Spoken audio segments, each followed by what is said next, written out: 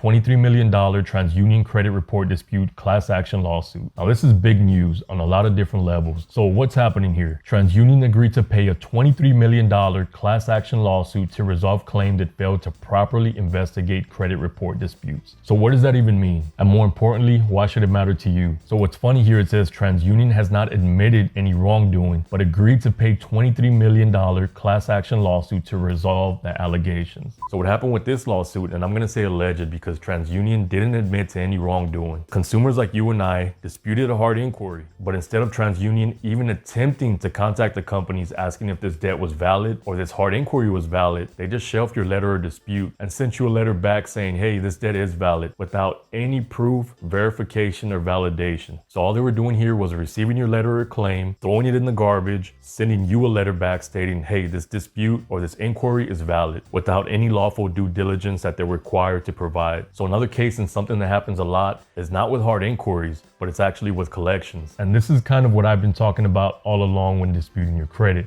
So I have a video where I show you a hack on how you can dispute your credit. And one of the ways is that your credit reporting agency that's reporting it has to properly investigate your claim. So a reputable credit bureau will ask for proof that this account is valid and is legit. And if that collection agency can't provide that information, that collection has to be removed from your credit report. And what happens a lot of times, 9 times out of 10, is that they don't do that. What they do is they go to your creditor, they ask, is this claim legit? Is this account legit? Is it valid? Most times, all that collection agency has to do is to say, yes, this claim is valid, without any further investigation from the credit bureau, whether it be TransUnion, Experian, and Equifax. So if you watch that previous video and you message me saying, hey, this hack doesn't work, now you know the reason why. TransUnion was not verifying that debt. And again, that's just my assumption because they're not admitting any guilt or wrongdoing here. But the fact that they're agreeing to a settlement says a lot. So I go into detail in my credit repair course on how to get these negative items and collections removed off your credit report if something like this ever happens. Because when you randomly send a credit dispute letter that you find online somewhere without knowing what you're actually doing, most likely you'll receive a letter stating that this debt is valid, not knowing how to respond. All right, so let's read on here and see how you can get your piece of the settlement. Under the terms of the settlement, class members can receive a cash payment. All class members will receive a minimum payment of $20 to $30 without the need to file a claim. So that's pretty funny. $23 million lawsuit, and each member will receive between $20 and $30. On a side note, I was recently involved in a class action lawsuit with Capital One, and the settlement was, I believe it was over $100 million.